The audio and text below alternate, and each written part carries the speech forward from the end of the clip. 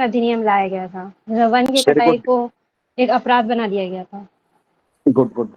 चलिए हम फिर लोग एक बार इसको देख लेते हैं अच्छे से। जो फॉरेस्ट सर्वे रिपोर्ट है इसको, ये आप जानते हैं कि 18वीं फॉरेस्ट सर्वे रिपोर्ट आई है और ये रिपोर्ट हर 2 साल में एक बार आती है। और ये जो रिपोर्ट है 2023 का है, लेकिन जारी इसको 2024 में किया गया है।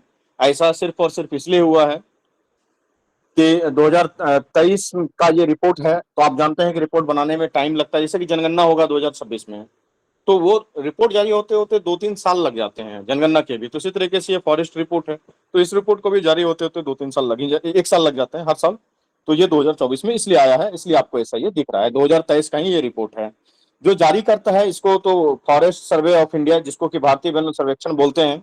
ये वन सर्वेक्षण कहाँ है, तो देहरादून उत्तराखंड में है। और ये प्रत्येक 2 वर्ष में आता है, 1 वर्ष का रिपोर्ट नहीं है, हर 2 ईयर पे जो है कि बाई ईयरली ये रिपोर्ट प्रस्तुत किया जाता है। और इसको प्रस्तुत करने वाला जो मंत्रालय है, पर्यावरण वन और जलवायु परिवर्तन मंत्रालय है, और उसके मंत्री श्री भूपेंद्र यादव जी हैं, जिन्होंने कि इस रिपोर्ट को इस बार भी पेश किया है। और ये पहली बार जो वन सर्वे रिपोर्ट आया था 1987 में इसको तैयार किया गया था। तो हम लोग 2-3 चीजों को जान लेते हैं कि ये वन सर्वे रिपोर्ट जो तैयार किया जाता है, जो 1987 से तैयार किया जा रहा है, तो सबसे पहले कि किस कानून के तहत तैयार किया जा रहा है। और जो ये forest service of India FSI के बारे में लोग बात कर रहे हैं, तो थोड़ा सा इसके बारे में भी जानकारी होना चाहिए कि एफएसआई आखिर है कौन, क्या चीज। तो ये जो फॉरेस्ट सर्वे ऑफ इंडिया है, भारतीय वन सर्वेक्षण इसको कहते हैं, जिसका मुख्यालय देहरादून उत्तराखंड में है। ये गठन किया गया एक संस्थान है, और इसका कार्य क्या है, तो ये जलवायु परिवर्तन मंत्रालय के अधीन एक प्रमुख राष्ट्रीय संगठन है। फॉरेस्ट सर्वे ऑफ इंडिया किसके अंतर्गत, तो जलवायु परिवर्तन मंत्रालय के अंतर्गत है।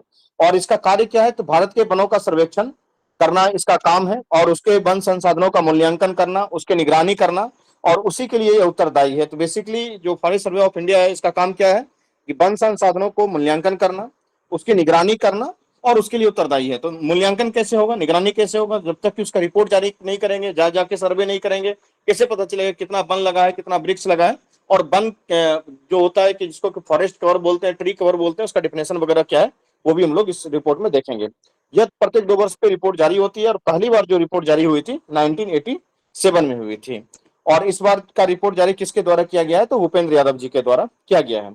अब जो मैंने बताया कि ये रिपोर्ट जारी होता था, आखिर किसी न किसी तो नीति के तहत होता है। तो जो ये जो फॉरेस्ट सर्वे ऑफ इंडिया है, इसकी स्थापना हुई है किसमें, तो 1981 में इसकी स्थापना हुई है। जो पहला रिपोर्ट जारी हुआ है वो कब जारी हुआ है, 1987 में जारी हुआ है। जब 1987 में रिपोर्ट जारी हुआ, तो उसके बाद ये चर्चा में आया कि भारत में आखिर वन होने कितने चाहिए। देखिए, 2 बातें हैं, अगर वन ज्यादा होता है तो भी समस्या है, क्यों, क्योंकि खेती करने के लिए जमीन चाहिए, मुझे फैक्ट्री लगाने के लिए जमीन चाहिए। तो एक लिमिटेड इतना वन होना चाहिए हमारे देश में, तो उससे क्या हो कि जो पर्यावरण संतुलन है वो बना रहे। तो उसी को तय किया गया, इसी राष्ट्रीय वन नीति 1988 में, यानी कि 1988 में इस बात को तय किया गया कि देश के 33% भूभाग पर वन अगर रहे, तो क्या होगा कि जलवायु परिवर्तन जो है वो कंट्रोल्ड रहेगा, हमारा जो इकोलॉजिकल सिस्टम है वो कंट्रोल में रहेगा। तो 33% भूभाग पे क्या होना चाहिए, वन होना चाहिए। और ये बताया कब गया था, तो राष्ट्रीय वन नीति, नेशनल फॉरेस्ट पॉलिसी आई थी 1988 में। एक भी डेट के साथ कंफ्यूज नहीं करना है, ध्यान से सीखना है। 1981 क्या था कि भारतीय वन सर्वेक्षण, फॉरेस्ट सर्वे ऑफ इंडिया का स्थापना का डेट है 1981। 1981 में जब ये स्थापित हुआ, तो 1987 में पहली बार इन्होंने वन रिपोर्ट जारी किया कि हमारे देश में कितने जंगल हैं, कितने वृक्ष हैं। 1987 में जब रिपोर्ट आया, तो उसके बाद एक कानून बनाया गया, ये बात तय किया गया कि आखिर हमारे देश में जंगल होने कितने चाहिए। कुछ जंगल को तो काटना भी जरूरी था, क्योंकि खेती करना है, फैक्ट्री लगाना है। तो इसलिए तय किया गया कि कितना, 1988 में इस बात को तय किया गया है कि देश के 33% भूभाग पर जो है कि वन होना चाहिए। और खुशी की बात है कि हम लोग अभी आगे पढ़ेंगे कि 19 ऐसे राज्य हैं, 18 ऐसे राज्य हैं जिन्होंने कि ये 25% का आंकड़ा आज पार कर लिया है। कुछ 8 ऐसे राज्य हैं जिसमें कि 75% से ज्यादा वन है। कुछ ऐसे राज्य जिसमें कि 95% से ऊपर का वन है। कुछ ऐसे राज्य और केंद्र शासित प्रदेश हैं। तो वैसे अभी देखेंगे तो काफी इंटरेस्टिंग आपको लगेगा ये चीज देखने में भी। तो ये जो भारत में ये वन नीति बनाई गई, अब इस नीति को बनाने के बाद होता है कि आप जानते हैं कि कोई भी नीति जब बनती है तो उसके तहत एक कानून भी बनाया जाता है। तो उसके बाद एक कानून आया, वो कानून आया वन संरक्षण अधिनियम। और ये कानून क्या कहता है, वन संरक्षण अधिनियम 1990 की, वनों को काटना क्या हो गया, अपराध हो गया कि आप जंगल को इस तरीके से नहीं काट सकते, बिना परमिशन के नहीं काट सकते। उसके बाद ही फॉरेस्ट क्लियरेंस वगैरह बहुत मामले बढ़ने लगे। इससे पहले तक की स्थिति में फॉरेस्ट का बहुत लेना देना नहीं था। अंग्रेजों ने जो नीति बना के दिया था ना हम लोगों को पुराना वाला, उस नीति में तो ये लिखा ही यही बात था कि भारत में जंगल काटे जाएंगे, चूंकि उसको लकड़ी लेके जाना था ब्रिटेन, और कोई का बात नहीं था। लेकिन जब ये वन नीति बनी 1988 में, फिर वन संरक्षण अधिनियम बनाया गया 1990 में, तब कंट्रोल किया गया नहीं आप ऐसे वन को नहीं काट सकते, वो अपराध घोषित हो गया। तो ये जो रिपोर्ट आई है, इस रिपोर्ट के बारे में थोड़ा सा जानते हैं। और सबसे पहले कुछ टर्म्स हैं इसमें, इस टर्म्स को आप लोग समझ लीजिए बहुत अच्छे तरीके से कि what is forest cover, what is tree cover, and what is कुल forest cover and tree cover. तो यहाँ पे हम लोग समझेंगे कि फॉरेस्ट कवर कहते किसको हैं, यहाँ पे समझेंगे ट्री कवर कहते किसको हैं, और फिर उसके बाद आगे समझेंगे कि ट्री कवर और फॉरेस्ट कवर टोटल क्या होता है, उस चीज को समझिए। तो सबसे पहले डिफिनेशन होगा, तो डिफिनेशन को समझ लेने का प्रयास करते हैं कि फॉरेस्ट कवर किसको कहा जाएगा, कौन से एरिया को फॉरेस्ट कवर कहा जाएगा। तो मान लीजिए कि यह 1 हेक्टेयर का आपका भूमि है, ठीक है, और इस 1 हेक्टेयर में कहता है कि वह भूमि जिसका क्षेत्रफल 1 हेक्टेयर से अधिक हो, यानी कि इस भूखंड का क्षेत्रफल क्या है, तो 1 हेक्टेयर से ज्यादा है। सबसे पहली बात, वृक्ष का घनत्व उस पर अगर 10% है, मतलब कि इसके 10% हिस्से में अगर वृक्ष है, तो उसको हम लोग क्या मानेंगे, उसको हम लोग मानेंगे फॉरेस्ट कवर। फॉरेस्ट कवर मानने का कंडीशन क्या है कि जो भूमि होना चाहिए वो 1 हेक्टेयर से ज्यादा का होना चाहिए, और उस पर वृक्ष का कवर कितना होना चाहिए, तो 10% का होना चाहिए। तो उसको हम लोग क्या मानेंगे, फॉरेस्ट कवर मानेंगे। उसके बाद फिर अगला होता है कि ट्री कवर क्षेत्र किसको बोलेंगे, इसको वनावरण बोलते हैं हिंदी में, और इसको वृक्षावरण बोलते हैं। तो फॉरेस्ट कवर में 10% डेंस होना चाहिए। अब दूसरा है कि वृक्षावरण किसको बोलेंगे, यानी कि ट्री कवर किसको बोलेंगे। तो इसमें सबसे पहली बात है कि जो भी वन होगा वो एक वन क्षेत्र से बाहर होना चाहिए। जो भी एरिया, वन किसको बोलेंगे, 1 हेक्टेयर से ज्यादा का भूमि होना चाहिए, और उस पर ट्री कितना होना चाहिए, 10% का ट्री डेंसिटी होना चाहिए उसके ऊपर, ठीक है।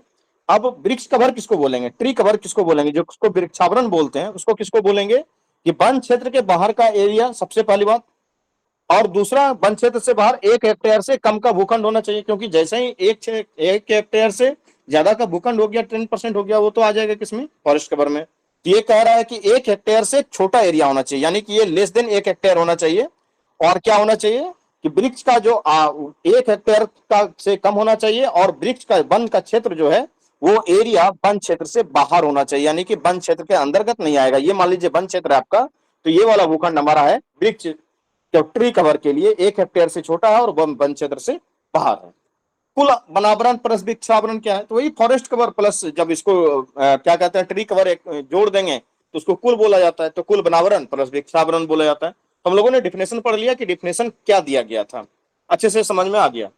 अब इस रिपोर्ट में क्या कहा गया है, रिपोर्ट में दो बातें, एक चीजें परसेंटेज के हिसाब से होती है, और एक चीज जो कि वर्ग किलोमीटर के हिसाब से होती है। तो ऑब्वियस सी बात है कि फॉरेस्ट कवर हमारे यहाँ ज्यादा है, तो फॉरेस्ट कवर का क्षेत्र कितना, वर्ग किलोमीटर में कितना अगर पूछा जाए, एग्जैक्ट डाटा याद होना चाहिए कि 7,15,343 वर्ग किलोमीटर हमारे देश में अभी वन है, 7,15,343। उसके बाद बोला जाएगा ट्री कवर कितना है, तो 1,12,014 वर्ग किलोमीटर जो है कि ट्री कवर हमारे देश में है। अगर टोटल पूछा जाएगा तो कुछ नहीं करना है, इसको जोड़ देना है, 7,15,000 और 1,12,000 को जब जोड़ेंगे तो 8,27,357 वर्ग किलोमीटर में ये निकलेगा forest cover plus tree cover. ये डाटा एग्जैक्ट पूछा जाता है बीपीएससी में। कभी कई बार तो ऐसे जैसे कि 7,15,343 है ना, तो 7,15,343, 7,15,342, 7,15,341, इस तरीके से ऑप्शन में रहता है, इतना क्लोज ऑप्शन रहता है। इसलिए एग्जैक्ट एक एक करके नंबर याद रहना चाहिए कि 7,15,343। चलिए अब परसेंटेज के मामले से देख लेते हैं कि परसेंटेज के मामले में क्या है। तो परसेंटेज के मामले में जो वन है, जो इसको कि फॉरेस्ट कवर बोलते हैं, वो है 21.76%। हमारे देश में जो हमारा टारगेट है कितना है, 33% का टारगेट है, हमने अचीव कितना किया है, 21.76। और जो क्या कहते हैं उसके बाद जो वृक्ष का क्षेत्र है, जो ट्री कवर वाला एरिया है, वो परसेंटेज की दृष्टि से कितना है, तो 3.41% जो है हमारा वो ट्री कवर वाला एरिया है। तो वन का जो फॉरेस्ट कवर है वो 21.76% है, और जो ट्री कवर है वो है 3.41%। और अगर कुल बोला जाएगा तो कुछ नहीं करना है, इस दोनों को क्या करना है, 21.7 और 3.41 को जोड़ेंगे तो 25.17 आ जाएगा, जो कि कुल आ जाएगा, वो वृक्षावरण प्लस वनावरण दोनों होगा। अब मामला है कि वृद्धि कितना हुआ है, तो जो वृद्धि किसके तुलना में, 2021 की तुलना में हमेशा से बात होगा। तो 2021 की तुलना में जो वृद्धि हुई है, तो वो वृद्धि अगर वन फॉरेस्ट कवर की बात करेंगे तो 156 किलोमीटर वर्ग किलोमीटर की वृद्धि हुई है। और अगर वृक्ष कवर की बात करेंगे यानी कि वृक्षावरण जिसको ट्री कवर बोलते हैं उसकी वृद्धि की बात करेंगे तो 1289 वर्ग किलोमीटर इसकी वृद्धि हुई है। कुल वृद्धि का बात करना है, कुछ नहीं करना है, इसको दोनों को जोड़ देना है तो कुल वृद्धि कितना हुआ है 1445 यानी कि 1445 वर्ग किलोमीटर में कुल वृद्धि हुई है। वृक्षावरण प्लस वनावरण जोड़ देना, ये हो गया। उसके बाद हम लोग देखते हैं कि दो आंकड़े बहुत इंपॉर्टेंट याद रखने हैं, इसमें पूरा पीडीएफ आपको याद नहीं करना, जो बताया जा रहा है सिर्फ उतना ही याद करना है। एक आंकड़े आते हैं कि जो सर्वाधिक फॉरेस्ट कवर वाले हैं वो फॉरेस्ट कवर वाले में कि सर्वाधिक फॉरेस्ट कवर एरिया के मामले में कौन आगे हैं, और दूसरा आंकड़ा आएगा कि फॉरेस्ट कवर में परसेंटेज के मामले में कौन आगे है। तो हम सबसे पहले क्या याद करने जा रहे हैं, एरिया वाला याद करने जा रहे हैं। एरिया में क्या है, मध्य प्रदेश टॉप पे है 1 नंबर पे, एरिया में सेकंड नंबर पे अरुणाचल प्रदेश, और एरिया में थर्ड नंबर पे छत्तीसगढ़। तो एरिया की दृष्टि से फॉरेस्ट कवर सबसे ज्यादा कहाँ है, 1 नंबर मध्य प्रदेश का, दूसरा नंबर अरुणाचल प्रदेश का, तीसरा नंबर किसका है, छत्तीसगढ़ का है। ये याद कर लेना। अगर आपको याद करना है कि मध्य प्रदेश में कितना है तो 77,300, ये इतना इंपॉर्टेंट नहीं है। ये तीन आपको याद होना चाहिए कि मध्य प्रदेश टॉप पे है, सेकंड नंबर पे अरुणाचल प्रदेश और तीसरे नंबर पे छत्तीसगढ़ है। उसके बाद देख लेना है कि परसेंटेज की दृष्टि से कितना है। तो परसेंटेज की दृष्टि से कितना है, इसके आंकड़े दिए होंगे इसमें, हाँ यहाँ ये देखिए। तो परसेंटेज की दृष्टि से अगर बात करें कि सबसे ज्यादा वन वाले राज्य कौन है, तो परसेंटेज की दृष्टि से कौन है, सबसे ज्यादा लक्षद्वीप, दूसरे नंबर पे मिजोरम और तीसरे नंबर पे अंडमान निकोबार द्वीप समूह है। तो आप बोलेंगे कि सर एरिया की दृष्टि से कोई और आ रहा था, परसेंटेज की दृष्टि से कोई और आ रहा है।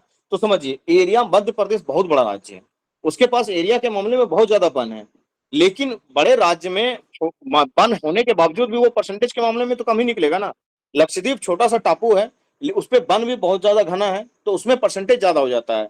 इसलिए ये दोनों कॉन्सेप्ट अलग अलग है, एरिया की दृष्टि से अलग कॉन्सेप्ट चलेगा, परसेंटेज की दृष्टि से अलग कॉन्सेप्ट चलता है। तो परसेंटेज की दृष्टि से अगर बात करेंगे तो 1 नंबर पे कौन है, लक्षद्वीप है, दूसरे नंबर पे मिजोरम है और तीसरे नंबर पे अंडमान निकोबार द्वीप समूह। इसको याद जैसे करना है, एक यूटी है, बीच में एक राज्य है, उसके बाद फिर एक यूटी ही है। तो एक तरफ लक्षद्वीप, दूसरा मिजोरम और तीसरा अंडमान निकोबार द्वीप समूह। ये परसेंटेज के मामले में आप देख लीजिए कितना ज्यादा बन है इसके पास, 91.33, 85.34, 81.62% इसके पास बन है। अगर हम लोग एरिया की दृष्टि से बात किए थे तो कौन कौन टॉप पे था, टॉप 3 बताइए नाम। मध्य प्रदेश, अरुणाचल प्रदेश, NC छत्तीसगढ़। उसके बाद एरिया की दृष्टि से अरुणाचल प्रदेश, मध्य प्रदेश, अरुणाचल प्रदेश अरुणाचल और प्रदेश, छत्तीसगढ़। छत्तीसगढ़। तो ये याद होना चाहिए कि एरिया की दृष्टि से मध्य प्रदेश, अरुणाचल प्रदेश और छत्तीसगढ़ है। परसेंटेज की दृष्टि से बात करेंगे तो लक्षद्वीप, मिजोरम और अंडमान निकोबार द्वीप समूह है। इतना याद हो गया। अब हम लोग आगे एक और आंकड़ा देखते हैं कि वृद्धि करने वाले राज्यों में से कौन शीर्ष पे रहा है। तो जो फॉरेस्ट कवर में वृद्धि किया है वो राज्य कौन से हैं, तो सबसे ज्यादा वृद्धि करने वाले 3 राज्यों की अगर बात करें तो मिजोरम टॉप पे है, दूसरे नंबर पे गुजरात ने वृद्धि किया और तीसरे नंबर पे किसने वृद्धि किया है, उड़ीसा ने वृद्धि किया। और मिजोरम ने कितना वृद्धि किया है, तो 242 वर्ग किलोमीटर वृद्धि भी कर लिया है। तो मिजोरम 1 नंबर पे, गुजरात दूसरे नंबर पे, उड़ीसा तीसरे नंबर पे। ये थोड़ा सा याद करने वाला है ही, इसको याद करना ही होगा। तीन तीन आंकड़े हम लोगों ने याद किए। पहला आंकड़ा क्या याद किया कि सबसे ज्यादा एरिया की दृष्टि से कौन आगे है, तो हम लोगों ने पढ़ा मध्य प्रदेश, अरुणाचल प्रदेश, उसके बाद छत्तीसगढ़, ठीक है। उसके बाद परसेंटेज की दृष्टि से पढ़ा तो कौन पढ़ा, लक्षद्वीप, मिजोरम, अंडमान निकोबार द्वीप समूह। उसके बाद वृद्धि करने वाले 3 राज्य कौन से पढ़े हम लोगों ने, मिजोरम, गुजरात और ओडिशा। तो ये आपको याद होना चाहिए, इन लोगों ने वृद्धि किया है, ठीक है। देश के 19 राज्यों में या केंद्र शासित प्रदेशों में 33% से अधिक भौगोलिक क्षेत्र पर वनावरण के अंतर्गत आते हैं। ये काफी अच्छी बात है कि देश के 19 ऐसे राज्य हैं जिन्होंने कि 33% का जो टारगेट हम लोगों ने रखा था उसको अचीव कर चुका है। तो 19 राज्य और केंद्र शासित प्रदेश ऐसे हैं जिसके पास के 33% से अधिक भौगोलिक क्षेत्र पर वनावरण है। 8 राज्य में और या केंद्र शासित प्रदेश ऐसे हैं जिसके की क्षेत्रफल के दृष्टि से 75% से अधिक वनावरण है। ये तो और भी खुशी की बात है कि 8 राज्य ऐसे हैं जिसमें कि 75% से अधिक वनावरण है। वो कौन कौन से हैं, तो आप यहाँ पे देख सकते हैं कि मिजोरम, लक्षद्वीप, अंडमान निकोबार द्वीप समूह, अरुणाचल प्रदेश, नागालैंड, मेघालय, त्रिपुरा और मणिपुर है। इसमें असम और सिक्किम नहीं है 7 सिस्टर में, ये आपको ध्यान रखना है। मैग्रोव की भी गिनती होती है। आप जानते हैं कि दलदली भूमि पर जो पाया जाता है वन उसको मैग्रोव भी बोलते हैं हम लोग, तो जो सैलाइन वाटर में पाया भी जाता है। तो मैग्रोव का कुल कच्छ वनस्पति का ही नाम मैग्रोव होता है। तो मैंग्रोव का जो आवरण है 4992 वर्ग किलोमीटर है हमारे देश में। अभी मैंग्रोव रिपोर्ट भी जारी होता है, इसमें डिटेल से वो भी आता है। जब आप मैंग्रोव रिपोर्ट को पढ़ेंगे उसमें भी पता चलेगा कि कुछ गुजरात में है, कुछ क्या कहते हैं इधर सुंदरबन डेल्टा की तरफ है मैंग्रोव, उसका भी बहुत अच्छा रिपोर्ट रहता है। तो कुल मैंग्रोव कितना है हमारे यहाँ पे, तो 4992 वर्ग किलोमीटर मैंग्रोव है। इस बार इन्होंने बांस का भी विस्तार गणना कर लिया है, तो बांस का गणना हुआ है, उसका क्षेत्र कुल बांस के क्षेत्र में वृद्धि हुआ है 5227 वर्ग किलोमीटर की वृद्धि हुई है। ये आंकड़े एक बार में याद होने वाले नहीं है, या तो आप वीडियो को एक बार दो बार देख लीजिएगा, नहीं तो पेन पेपर लेके शांति से उसको एक बार दो बार लिखिएगा, तभी याद होंगे, वरना सुन के फिर ऐसे ही गायब हो जाएगा। और आंकड़े पूछे जाते हैं। कार्बन स्टॉक की बात किया था हम लोगों ने, कार्बन स्टॉक जो है हमारा कितना हो गया है, 7285 मिलियन टन जो है कि कार्बन स्टॉक हमारे देश में हो चुका है। ये काफी अच्छी बात है।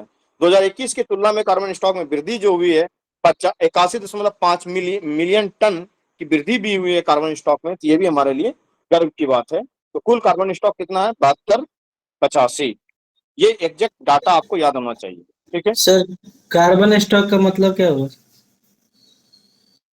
कार्बन स्टॉक का मतलब किसी विशेष परिस्थिति तंत्र में संग्रहित कार्बन की मात्रा को ही संदर्भित करता है। क्या करता है, कार्बन स्टॉक, कि किसी विशेष इकोलॉजिकल सिस्टम में कितना कार्बन की मात्रा संग्रहित है, उसको कार्बन स्टॉक हम लोग कहते हैं, ठीक है। तो इस तरीके से आपका वन रिपोर्ट था, इसको आपने देखा, इसको एक बार दो बार याद कर लीजिएगा, पीडीएफ अवेलेबल हो जाएगा पेड ग्रुप में, और इसको आराम से आप लोग दो बार तीन बार लिख के जरूर याद कीजिएगा, ऐसे याद रहने वाला ही नहीं। सेम इसी तरीके से फॉरेस्ट रिपोर्ट का जो डिटेल वाला पीडीएफ है, उसमें बिहार का भी दिया हुआ है, कि बिहार में जिस तरीके से हम लोगों ने राज्य के बारे में पढ़ा कि इस राज्य में इतना % का वृद्धि हुआ है, इस राज्य में सर्वाधिक वन है, उसमें वीओडी होता है, एमओडी होता है, बता देते हैं। एक होता है कि क्या कहते हैं कि वेरी डेंस फॉरेस्ट होता है, एक होता है मिडिल ओपन फॉरेस्ट होता है। ये सारे वनों के तरीके भी होते हैं कि कौन सा सबसे डेंस फॉरेस्ट है, कहाँ पे सबसे ओपन फॉरेस्ट है, कहाँ पे मिडिल डेंस फॉरेस्ट है, ये भी वन रिपोर्ट में रहता है। बिहार में भी राज्य आएगा कि किस जिला में सर्वाधिक वन है, 3 कौन से जिले हैं जिसने सबसे ज्यादा वृद्धि किया है, परसेंटेज के दृष्टि से किस जिले में वन है सर्वाधिक, क्षेत्रफल की दृष्टि से नुकसान किस ने किया है, वो भी पढ़ना है। तो जब बिहार वाला पीडीएफ आएगा, उसमें जो पीडीएफ आता है ना कंप्लीट इस रिपोर्ट में, तो एक तरफ भारत का दिया हुआ रहता है, उसको हर राज्य का दिया हुआ रहता है। तो हम लोग बिहार वाला भी पढ़ेंगे अगले दिन। वन लाइनर करंट अफेयर है, और इसको क्या करना है, एक बार दो बार पढ़ना है, उसका जिसके ऑब्जेक्टिव को लगा लेना है, ऑब्जेक्टिव को जैसे ही लगाएंगे ये वन लाइनर याद हो जाएगा।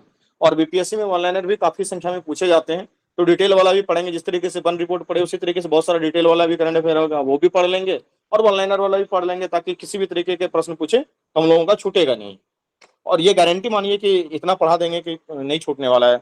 80% से 85% तक क्वेश्चन आराम से आ ही जाएगा, और 80-85% क्वेश्चन आने का मतलब है करंट अफेयर में अगर 40 के आसपास या 38 के आसपास पूछता है, तब 35-33 तक बनाने में जो है कि सक्षम रहेंगे। और बच्चे मार खाते हैं करंट अफेयर में, सारा तो उधर याद रहता है, कुछ तो कॉमन सेंस से कुछ तुक्का लगा के बना लेते हैं। करंट अफेयर में कौन सा तुक्का लगाएंगे जब तक याद नहीं है, नहीं है, ठीक है। और इस तरीके जिसके देखिए यहाँ पे है ना, माउंट कटाले ज्वालामुखी में भारी मात्रा में मीथेन उत्सर्जन हुआ है, वो कहाँ था, तो इथोपिया में था। 68वीं बीपीएससी में क्वेश्चन पूछा था कि इस ज्वालामुखी में विस्फोट हाल ही में सुना गया है, वो ज्वालामुखी कहाँ था। अगर आपको प्रीवियस ईयर क्वेश्चन याद हो तो पता होगा। प्रीवियस ईयर याद होने का ये बेनिफिट होता है ना कि आप दिमाग लगा सकते हैं कि हाँ ये वाला करंट अफेयर यहाँ पे था, ये वाला ऐसा पूछा गया था, तो ये वाला पूछा जा सकता है, इसका वो बेनिफिट होता है। चलिए तो देखते हैं, माउंट फेटाले ज्वालामुखी में भारी मात्रा में मीथेन का उत्सर्जन हुआ है, वो कहाँ है। तो माउंट फेटाले ज्वालामुखी कहाँ है हमारा, इथोपिया में। ध्यान रखेंगे, माउंट फेटाले ज्वालामुखी जिसमें भारी मात्रा में मीथेन का उत्सर्जन हुआ है वो इथोपिया में, ठीक है। 1 मार्च 2025 को किसकी आत्मकथा दिया सलाई का विमोचन हुआ। आप जानते हैं कि बचपन बचाओ आंदोलन से जो संबंधित थे, नोबेल पुरस्कार विजेता हमारे देश के कैलाश सत्यार्थी जी हैं, उनकी आत्मकथा का नाम क्या है, दिया सलाई, उन्हीं का विमोचन हुआ है। उसकी आत्मकथा का नाम दिया सलाई है, उसका विमोचन हुआ है। तो ये कौन है, ये कैलाश सत्यार्थी जी हैं। ये बचपन बचाओ आंदोलन में काफी फेमस व्यक्ति हैं, और अभी भी इनका एनजीओ जो है कि वो चलता ही है। और इसको आप जानते होंगे, नोबेल पुरस्कार विजेता है हमारे देश के। भारतीय सेना प्रमुख ने कहां पर प्रथम विश्व युद्ध के भारतीय सैनिकों को श्रद्धांजलि दी। तो पता है कि हमने प्रथम विश्व युद्ध में हिस्सा नहीं लिया था, ना हमने द्वितीय विश्व युद्ध में हिस्सा लिया, क्योंकि हम थे उस समय गुलाम। लेकिन हमारे सैनिकों को इन लोगों ने लड़ाने के लिए लेके गया था, ब्रिटेन ने अपने तरफ से लड़ाने के लिए लेके गया। और बाकायदे 1915 में तो महात्मा गांधी ने भी कहा कि भर्ती होना चाहिए। 1914 में उसको भर्ती करने वाला सार्जेंट का उपाधि भी दिया गया था अंग्रेजों की तरफ से। और इस बात को लेकर खुश थे कि भारतीय की जब ब्रिटेन प्रथम विश्व युद्ध खत्म होगा तो ब्रिटेन हमें आजादी दे देगा, लेकिन आजादी तो हमें दिया नहीं। उल्टा क्या मिला था? रॉलेट एक्ट जैसा काला कानून। तो हमारे सेना जो है कि शहीद हुए, काफी करीबन 2 लाख हमारे भारतीय सैनिक प्रथम और द्वितीय विश्व युद्ध में लड़ते हुए शहीद हो गए थे। दूसरे देश के लिए लड़ा था, हमने अपने देश के लिए नहीं लड़ा था, जबरदस्ती हमको लड़वाया गया था। तो कहाँ पे भारतीय सैनिकों को श्रद्धांजलि दी गई है? वो दी गई है फ्रांस में। तो प्रथम विश्व युद्ध में जो भारतीय सैनिकों शहीद हो गए थे उसको श्रद्धांजलि दिया गया है फ्रांस में। सीआईएसएफ अपने प्रशिक्षण केंद्र का नाम किसके नाम पर रखा है? तो आप जानते हैं कि जो सीआईएसएफ ने प्रशिक्षण केंद्र का नाम बदला है, वो बदल के नाम चोल के राजा राजकुमार राजदित्य इनके नाम पे कर दिया है सीआईएसएफ प्रशिक्षण केंद्र का नाम। तो चोल के राजा राजकुमार कौन थे? राजादित्य, उनके नाम पे कर दिया गया है सीआईएसएफ का प्रशिक्षण केंद्र। 30 वर्षों के बाद केप गिद्धों को कहाँ देखा गया है? तो 30 वर्षों के बाद केप गिद्धों को देखा गया है दक्षिण अफ्रीका में। जगुआर फाइटर स्क्वाड्रन में पहली महिला पायलट कौन बनी है? तनुष्का, ये पहली महिला पायलट बनी है जगुआर फाइटर स्क्वाड्रन में। जगुआर का किस देश से मिला है जी भारत को? आइडिया है कि नहीं को? चिनूक किस देश से मिला है? चीन की यूएसए से। जगुआर ये बहुत जे- पुराना है जगुआर फाइटर। फ्रांस से। फ्रांस से सर। राफेल मिला है फ्रांस से, राफेल आया है फ्रांस से। ये वही है जो गुलाम करने वाले लोग थे, इंग्लैंड। नहीं का। हाँ, हरेत त्योहार कहाँ मनाया जाता है? तो हरेत कश्मीर में मनाया जाता है, बस ये ध्यान रखना है। किस राज्य सरकार ने चिरांग रिपू हाथी रिजर्व को 8वें राष्ट्रीय उद्यान के रूप में अधिसूचित किया है? तो चिरांग रिपू हाथी रिजर्व को 8वें राष्ट्रीय उद्यान के रूप में अधिसूचित किया है, वो किया है असम ने। शांति से सुनेंगे, 1 घंटा के अंतर्गत आपको 1 महीने का करंट अफेयर याद हो जाएगा, इसलिए सिर्फ ध्यान से सुनना है। आप खुद से पढ़ेंगे तो नहीं पढ़ पाएंगे, ये बात तो गारंटी है, क्योंकि इतना वन लाइनर फैक्चुअल चीज है कि याद करने में मन ही नहीं लगेगा। 10 मिनट पढ़ेंगे किताब बंद कर देंगे, इसलिए सिर्फ सुनते जाइए। 1 घंटे के बाद जब रिवीजन कराएंगे तो आपको लगेगा हाँ मुझे इतना चीज याद हो चुका है। किसने अपनी पहली क्वांटम कंप्यूटिंग चिप ओसेलॉट का अनावरण किया है? तो अमेजन ने अपनी पहली क्वांटम कंप्यूटिंग चिप ओसेलॉट का अनावरण किया है। फोर्ब्स इंडिया लीडर्स अवार्ड से किसे सम्मानित किया गया है? तो जय शाह जी को सम्मानित किया गया है। अब सम्मानित किया गया है कि सम्मान जबरदस्ती ले लिया गया है कि खरीद लिया गया है, मुझे नहीं पता, लेकिन ये वही है, अमित शाह जी के लड़के हैं ये Jay Shah. Forbes India leadership award से सम्मानित किया गया। किस दृष्टि से लड़का लीडर लगता है? अमित शाह का बेटा नहीं रहता तो इसको क्या मिल पाता? खैर सम्मानित हुए हैं। 30वें वनडे मैच खेलने वाले भारतीय 300वें वनडे मैच खेलने वाले 7वें भारतीय क्रिकेटर कौन बने? तो विराट कोहली, इन्होंने खेला है ऐसा, कोई बात नहीं, खेलने दीजिए, रणजी वंजी नहीं पढ़ना है। भारत के पहले विश्व शांति केंद्र का उद्घाटन कहाँ हुआ है? तो विश्व शांति केंद्र का उद्घाटन हुआ है गुरुग्राम में। विश्व शांति केंद्र का उद्घाटन कहाँ किया गया है? गुरुग्राम में किया गया है। देखिए, ये जो ब्लू फ्लैग परमानेंट सर्टिफिकेट होता है, ये बता देते हैं सबसे पहले क्या होता है। जो ब्लू फ्लैग परमानेंट सर्टिफिकेट मिलता है, वो बीच आपका जो है समुद्र का किनारा जिसको कि बीच बोलते हैं, वो बीच कितना क्लीन है उसी के लिए ब्लू फ्लैग परमानेंट सर्टिफिकेट मिलता है। और इस बार जो मिला है रूसीकोंडा बीच को दिया गया है। और रूसीकोंडा बीच कहाँ है? तो विशाखापट्टनम में ये रूसीकोंडा बीच है, उसको ब्लू फ्लैग परमानेंट का सर्टिफिकेट मिला है, ध्यान रखेंगे। किस राज्य सर के मिला मुख्यमंत्री? नहीं है सर, वापस लिया गया है। अरे सॉरी सॉरी सॉरी, इसका दर्जा हुआ, हाँ 3 साल तक के लिए ये रहता है सर्टिफिकेट का प्रमाणन। उसके बाद अगर आप बीच को मेंटेन करके नहीं ले रखते हैं ना, तो वो जो सर्टिफिकेट मिलता है वो वापस भी ले लिया जाता है। तो वही इनके साथ हुआ है कि ये दर्जा अस्थायी रूप से वापस ले लिया गया है इनसे, ऋषिकोंडा बीच विशाखापट्टनम से, सॉरी, तो ये इसका अस्थायी रूप से वो अस्थायी रूप से इसे वापस ले लिया गया है। जैसे कि रामसर साइट में दर्ज होता है और उसके बाद जो वेटलैंड मेंटेन नहीं कर पाता है तो उसका भी वापस होता है और उसको फिर एक लिस्ट में डाला जाता है। उसका क्या नाम है उस लिस्ट का? आइडिया है कि नहीं को? कमेंट करके बताइए जरा। मोड्रेक्स रिकॉर्ड सर। हाँ यस, मॉन्ट्रेक्स रिकॉर्ड में उसको डाला जाता है कि जो पहले रामसर साइट था, और रामसर साइट होने का मतलब ये है कि वहां पे बहुत सारा आर्द्र भूमि वगैरह है, जल संरक्षण का केंद्र है। लेकिन वो जल ग्रहण का जो क्षेत्र है, दलदली भूमि है, जिसको कि स्पिट्स आइलैंड बोला जाता है, अगर वो सूख जाए तो उसके क्या कहते हैं, उसको फिर मॉन्ट्रेक्स रिकॉर्ड में डाल दिया जाता है। मॉन्ट्रेक्स रिकॉर्ड में डालने का ही मतलब हो गया कि आपका जो रामसर साइट है वो आपसे छीना गया है और आपकी जो आर्द्र भूमि है उसकी स्थिति अब ठीक नहीं रह गई है। उसी तरीके से रूसीकोंडा बीच के ब्लू फ्लैग प्रमाणन के दर्जा को अस्थायी रूप से वापस ले लिया गया है। वो ये रूसीकोंडा बीच जो है ये चर्चा में रहा है विशाखापट्टनम में। किस राज्य के मुख्यमंत्री ने एकल महिला स्वरोजगार योजना शुरू किया है? तो एकल महिला स्वरोजगार योजना किसने शुरू किया है? तो उत्तराखंड ने शुरू किया है। क्रिश्चियन स्टॉकर किस देश के चांसलर बने हैं? तो ये ऑस्ट्रेलिया के चांसलर बने हैं, कई बार पूछ लिया जाता है। उसके बाद बनतारा एनिमल रेस्क्यू सेंटर का उद्घाटन किसने किया? तो ये बनतारा एनिमल रेस्क्यू सेंटर का उद्घाटन नरेंद्र मोदी ने किया है। ये कौन क्या है बनतारा पता है? ये इनके लड़के का है, यानी कौन है, मुकेश अंबानी साहब अनंत के जो लड़के, अंबानी का। हाँ अनंत अंबानी। इसमें इस पे आरोप लग रहा है कि इन्होंने पता नहीं कहाँ कहाँ से वैसे वैसे एनिमल्स को भी ला लिया है जो कि साइट के अपेंडिक्स 4 में है, अपेंडिक्स 3 में है, जो जिस वन्य जीव का जो है कि ट्रांसपोर्टेशन करना अलाउ नहीं है, इलीगल है। दक्षिण अफ्रीका से तो पता नहीं कहाँ, सऊदी अरब वगैरह से कहाँ कहाँ से इन्होंने जानवर को जुटा लिया है। ये बहुत इन पे आरोप भी लगा था ये बनतारा एनिमल रेस्क्यू सेंटर पे। और दूसरा है कि प्राइवेट जू खोलने का तो कैसे परमिशन तो है नहीं, लेकिन इन्होंने रेस्क्यू सेंटर के नाम पे एक तरीके का जू ही बना दिया है। तो खैर बड़े बाप के बेटे हैं भाई, क्या बोला जा सकता है। तो ये बनतारा एनिमल रेस्क्यू सेंटर का उद्घाटन नरेंद्र मोदी ने किया। हम लोग इतना ही याद करेंगे, ये हमारी इतनी ही औकात है। आईआरसीटी के साथ किस कंपनी को नवरत्न का दर्जा दिया गया? तो आप जानते हैं कि मिनी रत्न, नवरत्न और महारत्न 3 कैटेगरी में दर्जा मिलता है।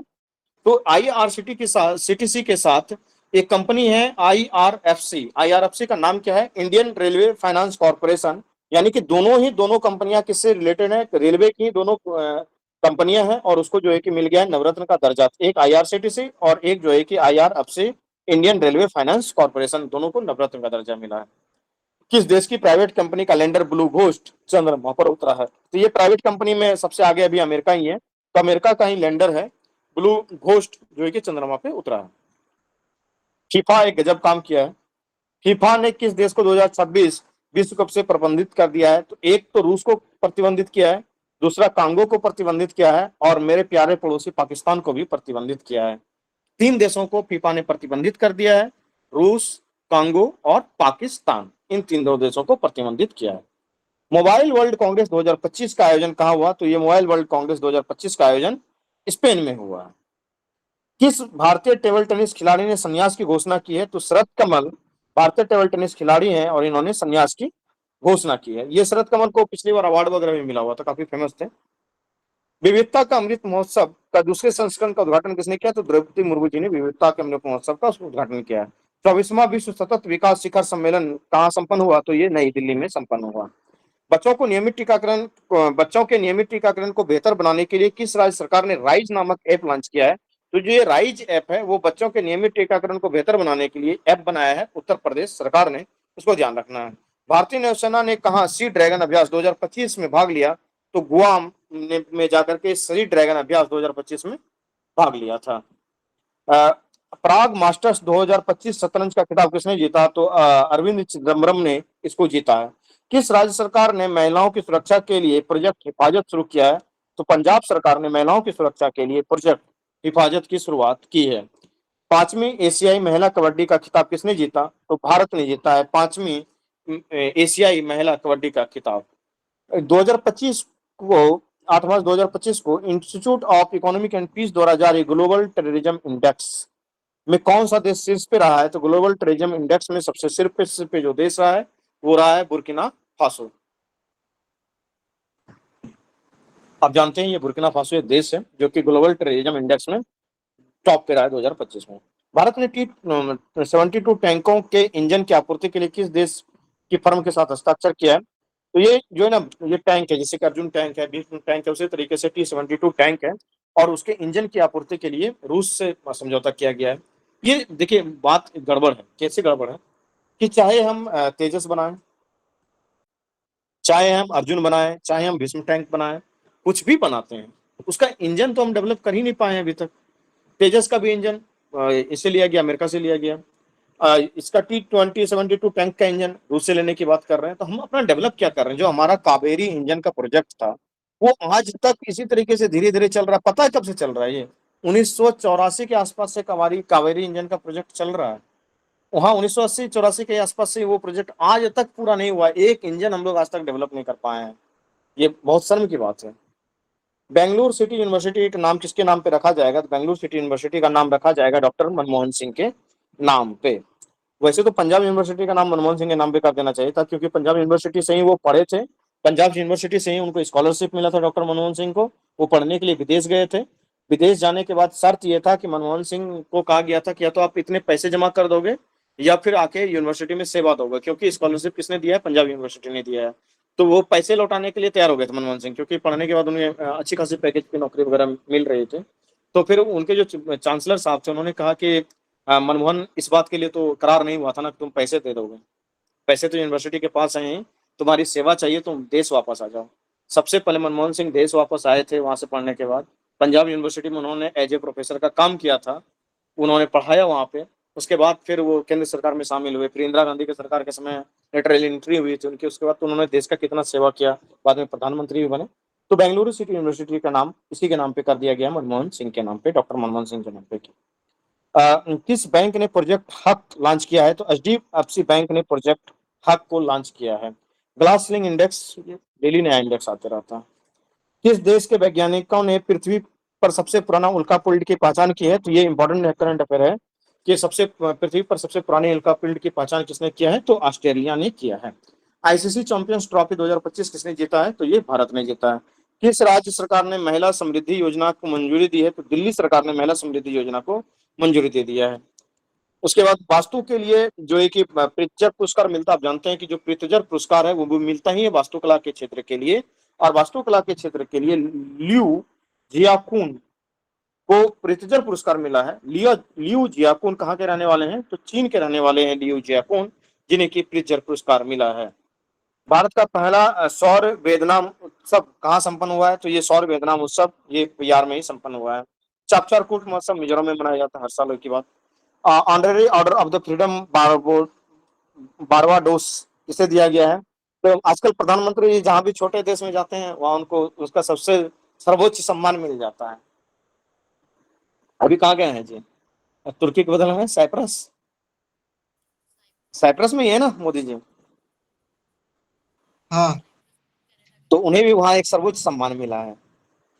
तो जहां जहां जाते हैं छोटा छोटा देश, तो छोटा देश क्या, 20 साल के बाद, 40 साल के बाद किसी किसी छोटे देश में तो पहली बार। साइप्रस की आबादी कितनी? मात्र 13 लाख। उस देश की कितनी हैसियत। ठीक है, अभी कूटनीति मामलों में ऐसा है कुछ कि तुर्की को जवाब देने के लिए उनके दुश्मन देश के पास गए हैं प्रधानमंत्री जी। तो ये ऑनरेरी ऑर्डर ऑफ फ्रीडम किसको मिला है? बारबाडोस को। ऐसा क्वेश्चन आए ना तो एक काम करो, राष्ट्रपति जी को जहां जहां मिला, बहुत कम देशों में मिला है, ठीक है, उनका याद कर लो कि राष्ट्रपति जी को ये 2-4 देश में मिला है। बाद में कि जितना ऑनरेरी मिला है सब प्रधानमंत्री जी को ही मिला है, बस मार देना। भारत का 58th टाइगर रिजर्व किसने बनाया गया है? तो मध्य प्रदेश के माधव राष्ट्रीय उद्यान को 58th टाइगर रिजर्व बना दिया गया है। किसे आर्द्र भूमि पे विवेकपूर्ण उपयोग के लिए रामसर पुरस्कार मिला है? तो रामसर पुरस्कार किसको मिला है? जयश्री वेंकटेशन को मिला है रामसर पुरस्कार। तो आप जानते हैं खंजर जो युद्धाभ्यास है किसके किसके बीच आयोजित होता है? तो भारत और किर्गिस्तान के बीच खंजर युद्धाभ्यास आयोजित हो जाता है। रवांडा ओपन टेनिस अरे भाई इतना दिन नहीं खराब हुआ है, रवांडा ओपन भी पढ़ना स्टार्ट कर देंगे। अस्त्र MK3 मिसाइल का नाम बदल के क्या कर दिया गया है? तो गांडीव इसका नाम कर दिया गया है। अस्त्र MK3 मिसाइल का नाम बदल के गांडीव कर दिया गया है। दुनिया का तीसरा सबसे मजबूत बीमा ब्रांड, ये गर्व की बात है कि LIC जो है वो दुनिया का तीसरा सबसे मजबूत बीमा ब्रांड है। काफी लोगों का भरोसा है जीवन के साथ भी और जीवन के बाद भी। तो दुनिया का तीसरा सबसे मजबूत बीमा ब्रांड बना है, वो कौन बना है? LIC। विश्व ऑडियो विजुअल समिट कहाँ स्टार्ट हुआ था? तो जिसको कि वेब्स हम लोग बोलते हैं, ये जियो कन्वेंशन सेंटर, ये मुकेश अंबानी जी का ही है, मुंबई में है, वहीं पे हुआ था। किस भारतीय टेलीकॉम कंपनी ने स्पेसएक्स के साथ समझौता किया है? तो एयरटेल ने स्पेसएक्स के साथ समझौता किया है। और होगा क्या? स्टारलिंक का सैटेलाइट भारत में आने वाला है। आईफा अवार्ड्स 2025 का आयोजन कहाँ हुआ? इस बार जयपुर में आयोजन हुआ है। ये हट के थोड़ा सा हुआ, इसको याद कर लेंगे कि जयपुर में इसका आयोजन हुआ है। भारत की सबसे अमीर महिला कौन है? तो रोशनी नडार। ये शिव नडार की बेटी है। ये कौन है पता है? शिव नडार जी का ही कंपनी है HCL, और उसी की ये बेटी है रोशनी नडार। और ये सबसे अमीर महिला बनी। काफी प्रसिद्ध महिला है ये रोशनी नडार जी, ध्यान रखेंगे, हर साल ये न्यूज में रहती हैं किसी कारणों से। सबसे अमीर महिला बनी है अभी रोशनी नडार, ये शिव नडार के बेटी है। किस देश में आए उष्णकटिबंधीय चक्रवात अल्फ्रेड से भारी तबाही हुई है? तो ऑस्ट्रेलिया से। इस तरीके से क्वेश्चन पूछे जाते हैं उष्णकटिबंधीय चक्रवात को लेकर के। तो ये अल्फ्रेड चक्रवात कहाँ आया था? तो ये आया था अल्फ्रेड चक्रवात ऑस्ट्रेलिया में। कौन सी राज्य सरकार अपना स्वयं का उपग्रह लॉन्च करेगी? तो असम सरकार अपना स्वयं का उपग्रह लॉन्च करने के लिए जा रही है। तो इतना पढ़ लिए, एक बार रिवीजन कर लेते हैं फिर आगे बढ़ेंगे। तो हम लोगों ने पढ़ा था कि माउंट फेटाले ज्वालामुखी में भारी मात्रा में मीथेन का उत्सर्जन हुआ है। माउंट फेटाले कहाँ है? इथोपिया में। आत्मकथा दिया सलाई किसका है? कैलाश सत्यार्थी का। ऐसा प्रशिक्षण केंद्र का नाम क्या बताया जाएगा? चोल राजकुमार राज्य द्वितीय कर दिया जाएगा। चिरांग रिम्पू रिजर्व हाथी रिजर्व 8वें राष्ट्रीय उद्यान के रूप में सूचित किसने किया है? असम ने किया है। अपनी पहली क्वांटम कंप्यूटिंग चिप ऑस्लेलॉट का अनावरण किसने किया है? अमेजन ने किया है। फोर्ब्स इंडिया लीडर्स अवार्ड किसे मिला है? तो फोर्ब्स इंडिया लीडरशिप अवार्ड मिला है जय शाह को। उसके बाद फिर साथ में भारतीय क्रिकेटर जिन्होंने कि 300 वनडे मैच खेला है वो किसने खेला है? तो विराट कोहली ने खेला है। रूसी कोंडा बीच के ब्लू फ्लैग प्रमाणन का दर्जा अस्थायी रूप से वापस ले लिया गया है, वो कहाँ है? विशाखापट्टनम में है। एकल महिला रोजगार स्वरोजगार योजना शुरू किया है, ये उत्तराखंड के मुख्यमंत्री जी ने किया है। क्रिश्चियन स्टॉकर किस देश के चांसलर बने हैं? तो ऑस्ट्रेलिया के चांसलर कौन बने हैं? क्रिश्चियन स्टॉकर बने हैं। आईआरसीटी के साथ जो है कि एक कंपनी को और भी नवरत्न का दर्जा मिला है, वो कंपनी कौन है? आईआरएफसी यानी कि इंडियन रेलवे फाइनेंस कॉर्पोरेशन। जो ब्लू घोस्ट है ये प्राइवेट कंपनी का लैंडर है जो चंद्रमा पर उतरा है, और ये किस देश का है? तो ये अमेरिका का है। फीफा 2026 में कौन कौन से देश प्रतिबंधित हो गए हैं? रूस, कांगो और पाकिस्तान, ये 3 देश प्रतिबंधित हो गए हैं। मोबाइल वर्ल्ड कांग्रेस 2025 का आयोजन कहाँ किया गया है? तो स्पेन में किया गया। और भारतीय टेबल टेनिस खिलाड़ी शरद कमल ने क्या किया है? संन्यास की घोषणा कर दी है। विविधता का अमृत महोत्सव के दूसरे संस्करण का आयोजन का उद्घाटन किसने किया? तो द्रौपदी मुर्मू जी ने किया। बच्चों को नियमित टीकाकरण के बेहतर बनाने के लिए राइज नामक का ऐप लॉन्च किया किसने? उत्तर प्रदेश ने किया। सी ड्रैगन अभ्यास भारतीय नौसेना काम शामिल हुई, जाके गुआम द्वीप पर शामिल हुई है। उसके बाद प्राग मास्टर्स शतरंज 2025 का खिताब किसने जीता? तो अरविंद चिदम्बरम ने जीता है। मैं किस राज्य सरकार ने महिलाओं की सुरक्षा के लिए प्रोजेक्ट हिफाजत शुरू किया है? तो पंजाब सरकार ने महिलाओं की सुरक्षा के लिए प्रोजेक्ट हिफाजत शुरू किया है। ग्लोबल टेररिज्म इंडेक्स 2025 में कौन सा देश शीर्ष पे रहा? तो बुर्किना फासो शीर्ष पे रहा। T-72 टैंकों का इंजन की आपूर्ति के लिए किसके साथ समझौता हुआ है? रूस। बेंगलुरु यूनिवर्सिटी सिटी यूनिवर्सिटी का नाम बदल कर किसके नाम पे किया जाएगा? बताइए बताइए किसके नाम पे किया जाएगा? बेंगलुरु सिटी यूनिवर्सिटी का नाम मनमोहन सिंह सर। डॉक्टर मनमोहन सिंह के नाम पे बेंगलुरु सिटी यूनिवर्सिटी का नाम कर दिया जाएगा। प्रोजेक्ट हक लॉन्च किया है किसने? एचडीएफसी बैंक ने। पृथ्वी पर सबसे पुराने उल्कापिंड की पहचान किस देश के वैज्ञानिकों ने किया है? तो ऑस्ट्रेलिया के वैज्ञानिकों ने पृथ्वी पर सबसे पुराने उल्कापिंड का पहचान किया है। आईसीसी चैंपियंस ट्रॉफी 2025 किसने जीता? भारत ने जीता। समृद्धि महिला समृद्धि योजना किसने शुरू किया? दिल्ली ने शुरू किया। उसके बाद वास्तुकला के लिए जो एक प्रिज्जर पुरस्कार मिलता है वो किसको मिला है? लियू जियाकुन को मिला है, और ये चीन के रहने वाले हैं। लियू जियाकुन ये चीन के रहने वाले हैं, और इसको क्या मिला है?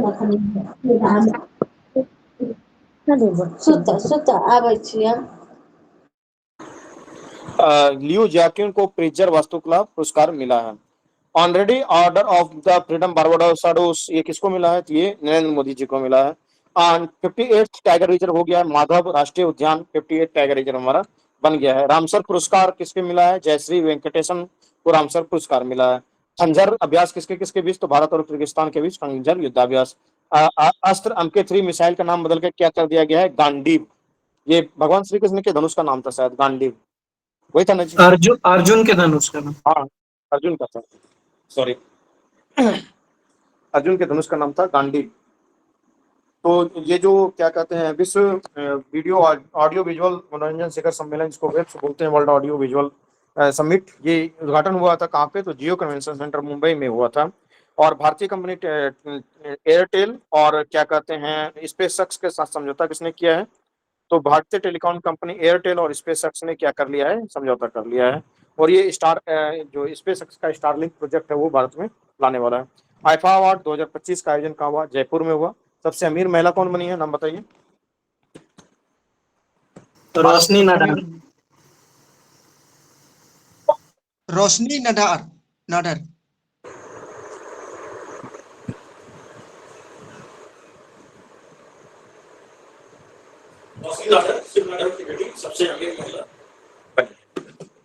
आगे बढ़े हम लोग।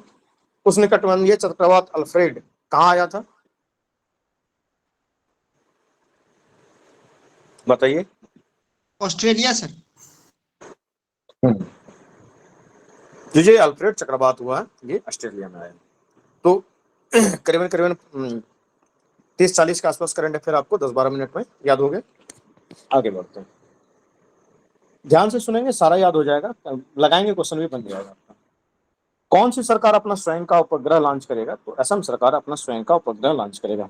फिर मोदी जी को एक अवार्ड मिला, अब इतना बड़ा नाम भी है, the grand commander of he order of star and की ऑफ इंडियन ओशियन, ये मॉरिशस में दिया गया है प्रधानमंत्री जी को। तो इतना बड़ा तो नाम पूछेगा ही नहीं, क्वेश्चन सेट करने में ही बहुत पेज लग जाएंगे। ध्यान रखना है कि ये कि स्टार क्या की ऑफ द इंडियन ओशियन ये पुरस्कार मिला है, ये प्रधानमंत्री जी को मॉरिशस में मिला है। भारत का तीसरा सबसे मूल्यवान ब्रांड बना है अमूल। देखिए दो बातें हैं, जो LIC बना है वो अपने कैटेगरी में बना है, किसमें, बीमा ब्रांड के मामले में तीसरा सबसे मजबूत बीमा ब्रांड LIC बना है। और तीसरा सबसे मूल्यवान ब्रांड जो है वो बना है कौन, भारत में, तो वो अमूल बना है। और LIC जो बना है बीमा की कैटेगरी में पूरे वर्ल्ड के लेवल पे है, यहाँ ध्यान दीजिएगा, दुनिया का तीसरा सबसे मजबूत बीमा ब्रांड LIC बना है। ठीक है, चलिए जायद स्वामी उत्सव कहाँ मनाया जाता है, तो तमिलनाडु में मनाया जाता है। किसने ब्रह्मांड की उत्पत्ति का खुलासा करने के लिए स्पेस एक्स और पंच मिशन लॉन्च किया, तो नासा ने, अच्छा, सेप्रेक्स और पंच मिशन लॉन्च किया है। ये ब्रह्मांड की उत्पत्ति का खुलासा करने के लिए ये नासा का मिशन है, इसको ध्यान रखना है। विश्व वायु गुणवत्ता रिपोर्ट 2024 में कौन सा स्थान रहा भारत का, तो विश्व वायु गुणवत्ता रिपोर्ट 2024 में भारत का 5वां स्थान रहा। विश्व का सबसे बड़ा हथियार आयातक कौन बन गया है, यूक्रेन। तो वैसी बात है, युद्ध में है ग्रसित, इसलिए वो सबसे ज्यादा हथियार आयातक देश बन गया। किसने पूर्ण स्वचालित व्हाट्सएप ऋण वितरण सेवा शुरू की है, तो रूपी 112, मतलब कि ये इमरजेंसी नंबर है 112 112। तो रूपी 112 क्या है कि ये पूर्ण स्वचालित व्हाट्सएप पर ऋण वितरण सेवा है, मतलब कि आपको अगर पैसा का जरूरत है अभी भी आप रूपी 112 में जाएंगे, आपको पैसा हो सकता है कि मिल जाए। हाँ लेकिन चक्कर क्या है ना इन सबों का, 35% का इंटरेस्ट रेट, 25% का इंटरेस्ट रेट, मतलब आप थोड़ा दिन में पैसे रख लेंगे, इतना हैवी इंटरेस्ट रेट पे करना होगा ना, आप सोच नहीं सकते हैं। अगर आप सोचेंगे कि पैसा लेके भाग जाएंगे, आपका वो क्या करता है, पैन कार्ड ले लेता है, फिर आपका सिविल स्कोर खराब हो जाएगा, फिर आप जिंदगी में कभी किसी से लोन नहीं ले पाएंगे। इसलिए कभी किसी से लोन लेना नहीं है, लेना है तो शांति से समय पे क्या करना है, चुका देना है। EMI पे फोन खरीदना है या कुछ भी खरीदना है तो उसको टाइम पे पे कर देना है, वरना आप जाएंगे आधार कार्ड और पैन कार्ड लेके, आपको आराम से वो लोग दे देते हैं EMI पे फोन, आप नहीं लौटाएंगे पैसा, फिर भी बहुत नहीं, थोड़ा बहुत जांच पड़ताल करते हैं, लेकिन नुकसान आपका होने वाला है। ठीक है, इसको पढ़ लीजिए, उसके बाद बताते हैं कि अभी ये लोग जो खेल खेलते हैं, कौन स्टार्टअप वाले, ये खेल किस तरीके से खेलते हैं वो बताते हैं आपको, पहले इसको पढ़ लेते हैं। वहाँ क्या चक्कर चल रहा है, चीन का जो ऋण ऐप था उसका क्या चक्कर था वो भी बताएंगे। कि महिलाओं के लिए सी तारा अभियान का जो अभियान शुरू किया है, सितारा हेल्थ, ये स्टार हेल्थ ने शुरू किया। आप जानते हैं स्टार हेल्थ जो है ना, ये एक बहुत बड़ा इंश्योरेंस का कंपनी है, star company, star insurance company है। उन्होंने ही महिलाओं के लिए सी तारा नामक एक अभियान शुरू किया है। वो अभियान किसने शुरू किया है, तो स्टार हेल्थ कंपनी ने शुरू किया है। 5वें खेलो इंडिया विंटर्स गेम का दूसरा चरण कहाँ संपन्न हुआ, 5वें खेलो इंडिया विंटर्स गेम का दूसरा चरण संपन्न हुआ गुलमर्ग। गुलमर्ग कहाँ, कश्मीर में। अटल बिहारी वाजपेयी संस्थान का उद्घाटन, मतलब ये आश्चर्य की बात है कि मॉरिशस में अटल बिहारी वाजपेयी संस्थान का उद्घाटन होने जा रहा है।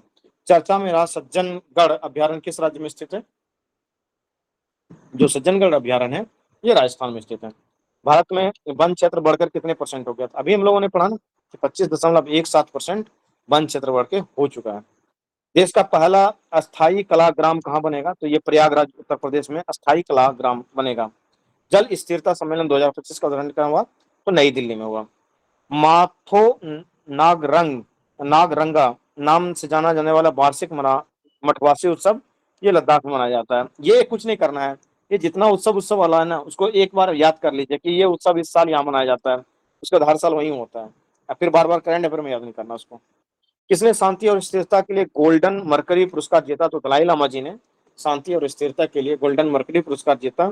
और आश्चर्य की बात है कि दलाई लामा जी खुद दूसरे देश में रह रहे हैं, तिब्बत के निर्वासित हैं, हिमाचल के धर्मशाला में ये रहते हैं और इनको पुरस्कार मिला है गोल्डन मर्करी पुरस्कार। वैसे काफी अच्छे व्यक्ति हैं दलाई लामा। दलाई लामा एक व्यक्ति का सिर्फ नाम नहीं है, दलाई लामा एक पोस्ट भी होता है, ठीक है। जैसे कि अभी जो दलाई लामा है वो 78 में या कोई दलाई लामा है, अगर वो मर जाएंगे ना तो उसके जगह पे कोई दूसरे दलाई लामा होंगे। दलाई लामा पोस्ट का नाम है। तो सर इनके बुक का नाम है फ्रीडम इन एग्जाइल।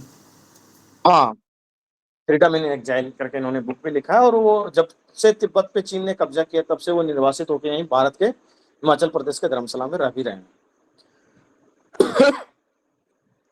विश्व का दूसरा सबसे बड़ा सड़क नेटवर्क वाला देश भारत बन गया। ये बहुत गर्व की बात है कि अमेरिका के बाद अपना ही नंबर है सड़क के मामलों में। अब सोचिए कि कितना सड़क है हमारे देश में। सबसे दुख की बात यह है कि एक्सप्रेसवे, हाईवे जितना भी जो भी बना वो सारा का सारा बिहार से बाहर बना। बिहार में ना एक्सप्रेसवे है ना हाईवे है, उस तरीके का कुछ है बना नहीं। हमारे यहाँ तो कुछ नहीं हुआ, भारत में हुआ, हमको कुछ नहीं मिला पर्सनली। किस राज्य की विधानसभा ने सर्च इंजन लॉन्च किया? पंजाब की विधानसभा ने क्या किया है? सर्च इंजन लॉन्च किया। World para athlete grand pre पदक तालिका में कौन से पे रहा? तो वर्ल्ड पैरा एथलीट्स में भारत शीर्ष पे रहा। सूर्य के बाहरी वातावरण और सौर हवाओं का अध्ययन करने के लिए पंच मिशन लॉन्च करेगा। कौन करेगा? तो ये नासा लॉन्च करेगा पंच मिशन। तब 7वीं बार सर्वश्रेष्ठ एयरपोर्ट, तो ये दिल्ली एयरपोर्ट हर साल सर्वश्रेष्ठ ही रहता है। किस मंत्रालय ने पीएम युवा 3.0 कार्यक्रम लॉन्च किया है? तो शिक्षा, ये देखिए युवा 3. ये जो युवा कार्यक्रम है ना, ये तीसरा साल हो रहा है इसलिए 3.0 लग गया है। पीएम युवा कार्यक्रम जो है ये क्या है कि 30 साल से कम उम्र के लेखकों को करीबन 5 लाख रुपए या 3 लाख रुपए का प्रोत्साहन राशि मिलता है। अगर आप कोई किताब लिखते हैं, कोई साहित्य लिखते हैं, कोई कविता लिखते हैं, तो वैसे युवा लेखकों को प्रोत्साहित करने के लिए ये पीएम युवा कार्यक्रम चलाया जाता है। और उसी का 3.0 कार्यक्रम अभी लॉन्च किया गया शिक्षा मंत्रालय के द्वारा। मतलब कि जो लोग भी 30 साल से कम उम्र के हैं वो किताब लिखेंगे, साहित्य लिखेंगे और उसका सिलेक्शन होता है तो सिर्फ 5 लाख या 3 लाख कुछ पुरस्कार राशि ऐसे ही मिलता है। वेब्स का आयोजन मुंबई में किया, जियो वर्ल्ड कन्वेंशन सेंटर में। किस राज्य के मुख्यमंत्री ने राज्य जैव विविधता कार्य योजना का अनावरण किया है? तो अरुणाचल प्रदेश के मुख्यमंत्री ने राज्य जैव विविधता कार्य योजना का अनावरण किया है। किसने ऊर्जा साक्षरता अभियान शुरू किया है? तो ऊर्जा साक्षरता अभियान किसने शुरू किया है? टाटा पावर। व्हाट इज ऊर्जा साक्षरता अभियान, ये क्या होता है तो बताएं, क्या होगा इसमें ऊर्जा साक्षरता अभियान में? बताइए कोई। सर इसमें होगा कि जो एनर्जी है उसको कैसे यूज करना है, तो उसी के से रिलेटेड साक्षरता फैलाया जाएगा। गुड। जो इलेक्ट्रिसिटी हम लोग जब रूम से बाहर निकलते हैं तो पंखे ऑन छोड़ देते हैं, बिजली के बल्ब ऑन छोड़ देते हैं, तो उसको इलेक्ट्रिसिटी को ऐसे ही बेकार में यूज नहीं करना है। इलेक्ट्रिसिटी काफी महत्वपूर्ण है, तो उसका ऊर्जा साक्षरता अभियान शुरू किया गया। अभी एक अभियान हमने पढ़ा था कि जो हम प्रेस करते हैं ना, शर्ट कपड़े प्रेस करते हैं, तो शर्ट को प्रेस करने में भी जो वाष्प निकलता है, जैसे पानी के छींटे मार के उसका ऐसे शर्ट को क्या किया, प्रेस कर दिए, तो रिंकल्स वगैरह जो मुड़े होते हैं कपड़े वो सीधे हो जाते हैं। तो उससे जो कार्बन वो उत्सर्जन होता है ना, वो भी बहुत ज्यादा कार्बन उत्सर्जन होता है। इसलिए आप अगर कपड़े को प्रेस करके पहन रहे हैं यानी आप जलवायु परिवर्तन में भागीदार बन रहे हैं। तो कोई आईआईटी मद्रास या आईआईटी दिल्ली था, उसके प्रोफेसर ने एक कैंपेन लॉन्च किया कि जिस तरीके से दाग अच्छे हैं उसी तरीके से जो रिंकल्स हैं, जो कपड़े मुड़े हुए रहते हैं, वो अच्छे हैं। तो ये कैंपेन आया था। तो ऊर्जा साक्षरता अभियान कौन सा शुरू करने जा रहा है? टाटा पावर शुरू करने जा रहा है। एक बार रिवीजन कर लेते हैं इसका। कौन सी राज्य सरकार अपना स्वयं का उपग्रह लॉन्च करेगी? बताइए बताइए, कौन सा राज्य सरकार अपना स्वयं का उपग्रह लॉन्च करेगी? असम। असम। ये सम्मान किसे मिला है? प्रधानमंत्री मोदी को की of the Indian ocean commander of the order of the star की इंडियन ओशन का सम्मान दिया गया है भारत में। भारत का तीसरा सबसे मूल्यवान ब्रांड कौन सा बन गया है? अमूल। अमूल। जयाद स्वामी उत्सव कहाँ मनाया गया? तमिलनाडु। अब ब्रह्मांड की उत्पत्ति का खुलासा करने के लिए स्पेसएक्स और पंच मिशन कौन लॉन्च करेगा? नासा। नासा लॉन्च करेगा। वायु गुणवत्ता रिपोर्ट 2024 में 5वें स्थान पे कौन सा देश रहा है? India sir. भारत। विश्व का सबसे बड़ा हथियार आयातक कौन बना है?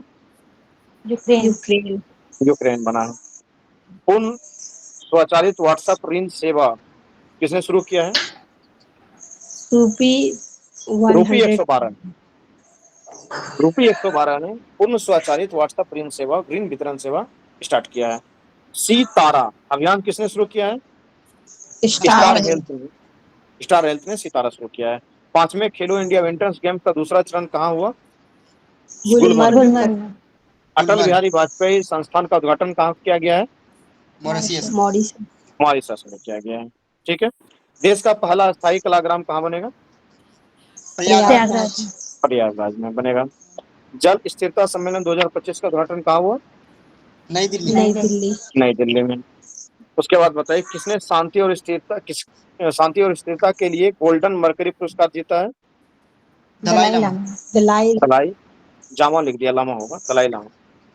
विश्व का दूसरा सबसे बड़ा सड़क नेटवर्क वाला देश कौन सा बन गया है? इंडिया भारत भारत। पहला अमेरिका फर्स्ट में सर पहला रसिया है अमेरिका। नहीं नहीं, फर्स्ट अमेरिका कौन अमेरिका अमेरिका। यस किस राज्य की विधानसभा ने सर्च इंजन लॉन्च किया है? Punjab Punjab. World para athletics grand pre 2025 की पदक तालिका में कौन से देश पे रहा?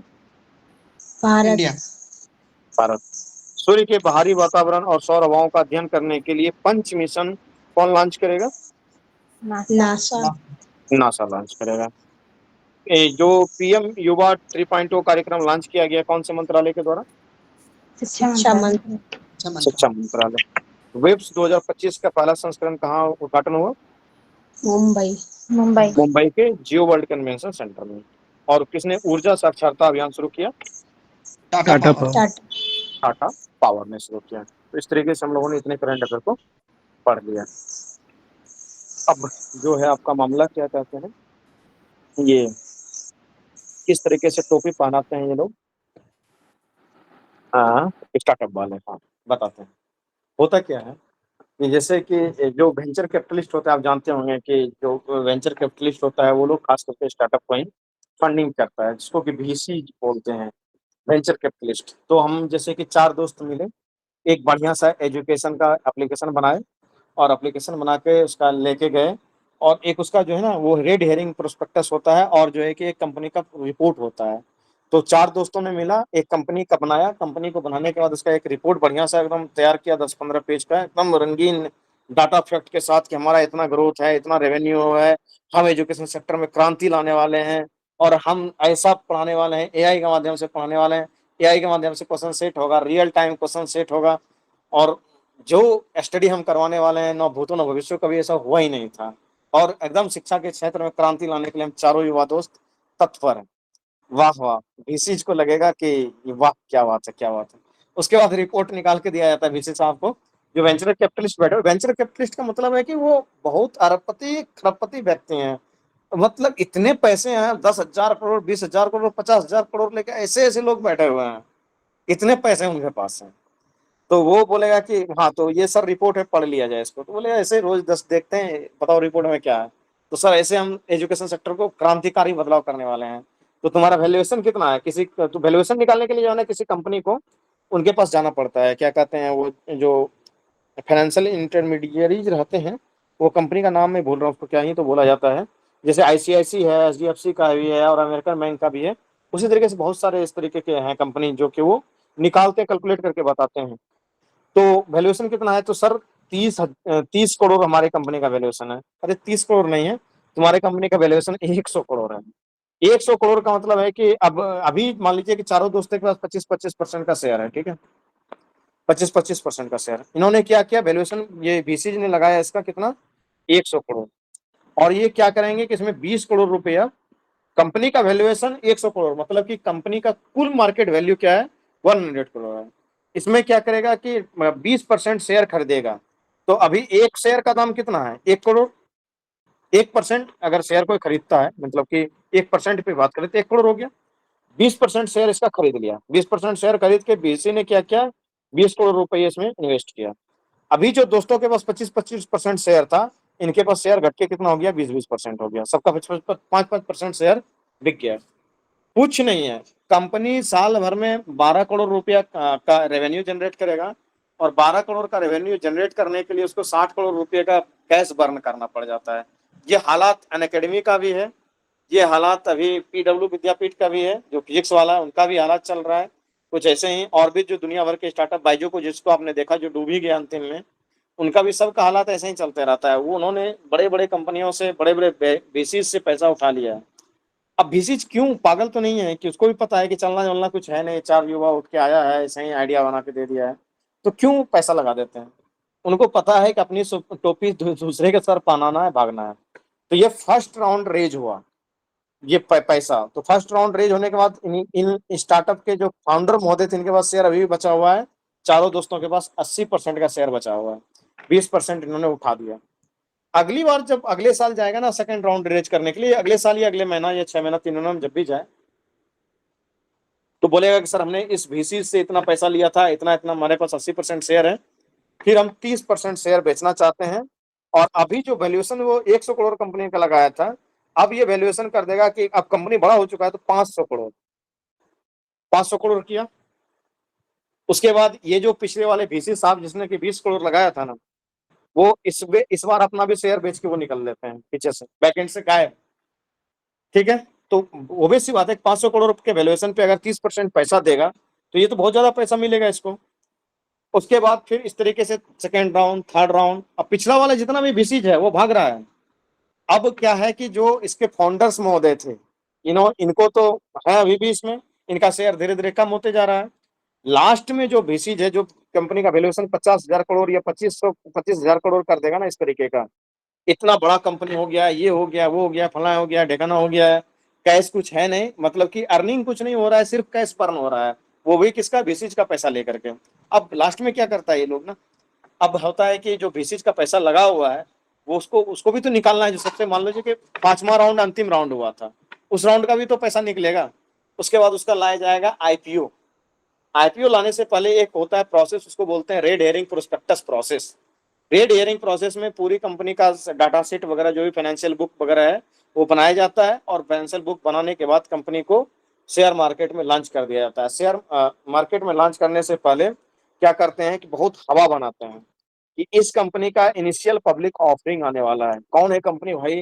तो जोमेटो है, तो कौन है? तो मामा अर्थ है, तो कौन है? तो बाइजू है। बहुत बड़ा कंपनी, इतना नाम कमा रहा है बाइजू, रविंद्रन, ये वो, इतना एडवर्टीजमेंट, इतना मीडिया पे शोसेबाजी किया जाएगा। कंपनी कुछ नहीं है, सबको पता है कि झोल है, जाने वाला है। और एकदम आईपीओ आया। आईपीओ में पैसा कौन लगाता है? आम जनता। विशेष पैसा तो यही लगाते हैं इनिशियल पब्लिक ऑफरिंग। उसके बाद इधर से पीछे से जितने भी ये 4 दोस्त महोदय जो फाउंडर थे, और जो लास्ट में 25,000 करोड़ कंपनी का वैल्यूएशन करके बीसीज बैठा हुआ है पैसा लगा के, वो लोग महोदय सब इसी फिराक में है कि आईपीओ ओवर सब्सक्राइब हो। जो कि एक शेयर मान लीजिए कि 100 रुपया का बिकना था, वो 500 का बिक रहा है, या 1000 का बिक रहा है, या 1500 का बिक रहा है, तो मतलब ओवर सब्सक्राइब चल रहा है। आईपीओ में पैसा आया, ये लोग क्या करते हैं, अपना जो परसेंटेज इनके पास था, 20%, 22%, 25%, जिनके भी पास जो पैसा था, उनको वो लोग क्या करते हैं, उसको शेयर में कन्वर्ट करके बेच देते हैं। मान लीजिए 25% किसी का है, 25% का शेयर के हिसाब से पैसा उसको मिल गया, वो पैसा लिए। और इवन की ये जो 4 दोस्त महोदय थे ना, ये चारों दोस्त भी अपना जो भी इसके पास 5-10% बचा हुआ रहा था लास्ट में, ये लोग भी बेच के भागने के फिराक में रहते हैं। और पैसा निकाला मार्केट से, सारे जो उसके फाउंडर महोदय हैं अपना शेयर बेच बाच के साइड ले लेते हैं। वीसी साहब साइड ले लिए हैं, कंपनी में डायरेक्टर फला ये वो बैठा दिया है, कंपनी चला गया, आईपीओ में लिस्टेड होकर शेयर मार्केट में चला जाता है, फिर सेकेंडरी मार्केट में बिकने के लिए। 10 दिन के बाद मान लीजिए किसी व्यक्ति ने 10 लाख रुपए इस कंपनी में लगाए। अब 10 लाख रुपए किसी मिडिल क्लास ने लगाया है कि भाई बाइजू है, इतना नाम कर रहा है, ऐसा कंपनी है, वैसा कंपनी है, बम फोड़ देगा। आज अगर हम 10 लाख रुपए इनिशियल पब्लिक ऑफरिंग के शेयर में लगाएंगे तो कल ये 20 लाख हो जाएगा, 25 लाख हो जाएगा, तो हमारा फाइनेंशियल इन्वेस्टमेंट हो रहा है। उसके बाद कंपनी की औकात स्टार्ट हो जाती है दिखनी।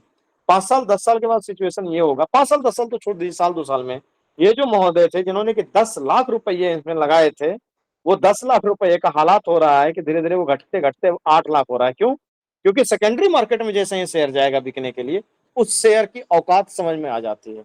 शोसेबाजी करके तो आपने बेच लिया था, खूब एडवर्टाइजमेंट करके बेच लिया था, लेकिन कंपनी की असली औकात क्या है वो तो सबको पता है ना, कितना कंपनी परफॉर्म कर पा रहा है। अभी तक आपके पास क्या था कि रेवेन्यू आता था 12 करोड़, खर्चा करते थे 60 करोड़। पैसा किसका था? बाबूजी का पैसा था पीछे से। अब तो वो नहीं चलेगा ना, अब आपको रेवेन्यू जुटाना पड़ेगा, खर्च को कटौती करना पड़ेगा, कैश बर्निंग स्टेज में आप रह नहीं सकते हैं। तो अब क्या हो रहा है इस कंपनी के महोदय को कि पैसा आ ही नहीं रहा है। क्यों? क्योंकि बायजू में किसका एडमिशन होता था? कोई एडमिशन कहाँ कराता था? जबरदस्ती बच्चे को टैब बेचते फिरता था वो। तो अब इनको सच्चाई पता चला, अब इनका 10 लाख हो गया 8 लाख, कुछ दिन के बाद हो जाएगा ये 5 लाख, कुछ दिन के बाद हो जाएगा 3 लाख, कुछ दिन के बाद हो जाएगा 50,000।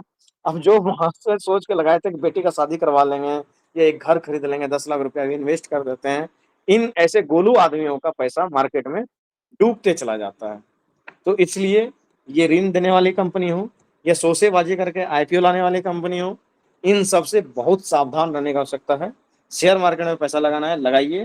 जो पुराने बड़े-बड़े कंपनियां हैं, उसके शेयर ऊपर नीचे होते रहते हैं, लेकिन वो लॉन्ग टर्म में बहुत बेनिफिट देता है। और ऐसे नहीं कि यूट्यूब पे जाकर के किसी का शेयर मार्केट का चार्ट वीडियो देख लिए, अब तो हम जो है कि पैसा लगा ही देंगे। अब वो लोग भी बड़ा-बड़ा चार्ट वार्ट लेके आता है, देखिए कि हम यहाँ पे लगाए थे, देखिए 8,000 रुपया लगाए थे, 80,000 रुपया हो गया है। भाई इतना आसान नहीं है पैसा कमाना। पैसा कमाने के लिए मेहनत करना पड़ता है। तुक्के से 2-4 शेयर ऊपर-नीचे हो सकता है, लेकिन रेगुलर ऐसा नहीं होता है। और जो ये छोटे-छोटे कंपनियाँ हैं, स्टार्टअप वाली कंपनियाँ हैं ना, इसको तो थोड़ा-सा सावधान होके देखने की आवश्यकता पड़ती है, क्योंकि एक कंपनी को बनने में 10 साल, 15 साल, 20 साल लग जाते हैं। मिनिमम ये टाइम है, 10 साल तो इन लोगों को क्या कहते हैं, छूट भी मिला हुआ रहता है, जो क्या ये स्टार्टअप वाले लोग रहते हैं। अब पढ़ेंगे हम लोग इकोनॉमी में जब आएँगे ना, तो एक-एक करके इनके डिटेल को सर पढ़ेंगे। पेटीएम हाँ। इतना बड़ा कंपनी है, उसका आईपीओ लॉन्च होते ही तभी से हाँ, कुछ गिर गया और अभी तक निगेटिव है में, कभी उतना में नहीं भी। अरे वो सब हवाबाजी है भाई। जो विजय शर्मा जी हैं, दिल्ली यूनिवर्सिटी के छात्र थे, उन्हीं का पेटीएम है। क्या किया था उन्होंने? कुछ नहीं। ऐसे ही एक ऐप बनाया है, सबने बनाया है ऐप। फोन पे भी बनाया है, गूगल पे भी बनाया, सब बनाया है। उसने भी एक ऐप ही बनाया था और उसके बाद हवाबाजी किया। और क्या कहते हैं, प्रधानमंत्री जी से उनकी थोड़ी दोस्ती थी। और उसके बाद क्या हुआ था, तो जब नोटबंदी हुआ उसमें सबको जरूरत पड़ा पेटीएम का, पेटीएम पेटीएम पेटीएम, पूरा पेटीएम फैल गया। भाई कंपनी क्या करती है पूछिएगा ना, तब पता चलेगा कि कंपनियां क्या कर रही हैं। कुछ प्रोडक्ट बना रही हैं, कुछ वैल्यू एडिशन कर पा रही हैं, कुछ सर्विस सेक्टर में है तो क्या कुछ वैल्यू एड हो रहा है क्या? अगर नहीं हो रहा है ना, तो आप समझ लीजिए 100% शोषेबाजी है और कुछ नहीं। मैं आपको खुल के बताता हूँ, जैसे कि ये यूपीएससी के फील्ड में आपको लगता है ना, बाप रे बाप, अन अकेडमी, ओनली आईएएस। सच्चाई से जाके देखिएगा ना, अन अकेडमी के पास टीचर का लिस्ट मांग लीजिएगा, ढंग से उसके पास टीचर का लिस्ट नहीं है। उसको कहिए कि इंग्लिश मीडियम में कौन कौन टीचर आपको पढ़ाते हैं, निकाल के दिखा दे लिस्ट। पूरे टीचर के लिस्ट नहीं है ढंग के उनके पास। 4 दोस्त लोगों को इधर से, 4 लोगों को उधर से उठा के बैठा लिया है, कंपनी पैसा खर्चा कर रहा है। क्या है ओनली आईएएस ने क्या किया? जो पीडब्ल्यू ओनली आईएएस है, जितना भी नया लड़का है सबको बैठा लिया है। भाई कुछ अनुभवी लोग भी चाहिए होते हैं। और जो दिल्ली वाले जो कोचिंग है, पुराने सेंटर वाले, उनकी फी अभी भी 1,75,000 के आसपास है। जो दिल्ली में बड़े-बड़े ब्रांड बैठे हुए हैं और उनके पास पूरी की पूरी टीम है, 40-45 टीचरों का टीम है उनके पास।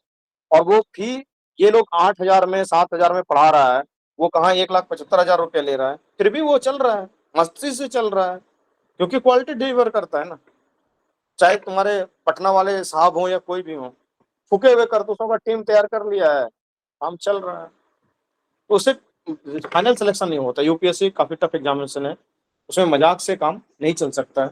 इधर वाले एग्जामिनेशन तो है कि आपको थोड़ा सा सहयोग मिल जाए, आप खुद से भी थोड़ा मेहनत करें, प्रयास करें, तो एग्जामिनेशन टफ नहीं है। जैसे एसएससी हो गया या फिर पीसीएस का एग्जाम हो गया, बीपीएससी वगैरह हो गया, ये सब एग्जाम बहुत ज्यादा टफ नहीं है। थोड़ा अपनी मेहनत करें, आपको थोड़ा सा कोई गाइड कर दिया ना, तो आप आसानी से, अगर लगनशील विद्यार्थी हैं तो एग्जाम निकाल सकते हैं। लेकिन यूपीएससी वैसा नहीं है। यूपीएससी में आपको अनुभवी व्यक्ति की आवश्यकता होती है, क्योंकि उनके इतने सिलेबस टफ है, इतना डाइवर्सिफाइड उसका सिलेबस होता है। तो ऑब्वियस सी बात है कि वहाँ पे अनुभवी लोगों की आवश्यकता पड़ती ही पड़ती है। और इन लोगों के पास उतनी टीम नहीं है, बस चल रहा है। तो चाहे पेटीएम हो विजय शेखर शर्मा जी का, या फिर बायजू हो, या और कोई कंपनी हो, 17 रुपये में पेटीएम का शेयर बिक रहा था जिस दिन आईपीओ लॉन्च हुआ था, और तब से आज तक किसी को जो है कि क्या कहते हैं प्रॉफिट नहीं हुआ है। जनता एकदम गोलू टाइप का होता है जी, चाहे वो शेयर मार्केट में पैसा लगाने वाला जनता हो, चाहे नेताजी को वोट देने वाला जनता हो, कुछ दिमाग नहीं होता, कुछ भी दिमाग नहीं होता है। थोड़ा सा भी जाके एनालाइज करोगे ना, पता चलेगा कोई नॉलेज ही नहीं है इन लोगों के पास। बिल्कुल गोलू लोग हैं, उनको जिधर बहकाओगे उधर बहक जाएंगे, एकदम इमोशनल आदमी। कोई भाई कंपनी का रिपोर्ट पढ़ना है ना, ऑडिट रिपोर्ट पढ़ो ना, 2 लाइन में समझ में आ जाएगा कंपनी का औकात क्या है। ऑडिट फर्म जो होती है ना, बहुत बड़ी बड़ी फर्म होती है, ऑडिट फर्म कंपनी का औकात नाप के रख देता है। क्यों?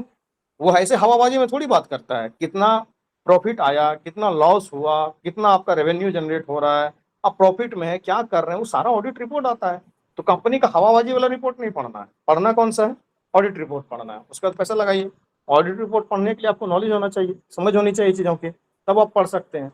तो वो लोग जो रियल व्यक्ति हैं वो लोग पढ़ते हैं, वो लोग पैसा लगाते हैं। बाद बाकी तो हाँ, मतलब छोटे छोटे एज के लड़कियों को देखते हैं यूट्यूब पे आकर के, हम इंट्राडे ट्रेडिंग करते हैं, इंट्राडे ट्रेडिंग करते हैं, ये 4-5 फाइनेंशियल टर्म सीख लिया है और वो सबको ज्ञान दे रहा है बैठ के। अरे भाई, अगर तुमको शेयर मार्केट में पैसा कमाने का हिम्मत रहता और तुम सच में शेयर मार्केट से पैसा कमाते रहते ना, यूट्यूब पे आके अपना कोर्स नहीं बेचते, इतना टाइम ही नहीं रहता तुम्हारे पास। कोर्स बेच के कितना कमा लोगे? अगर शेयर मार्केट का सही से ज्ञान है, राकेश झुनझुनवाला जी को देख लो, कितना ज्ञान था उनको और वो कितना पैसा कमाए थे। ओबवियसली बात है कि ये लोग ऐसा ही हवाबाजी सोसेबाजी करते रहते हैं। दूसरा, जो लोन देने वाली कंपनियां होती हैं, ये लोग 35-40% तक इंटरेस्ट रेट लेते हैं। थोड़ा ध्यान से इनका टर्म एंड कंडीशन जीवन में पढ़िए और उसको उपयोग कीजिए।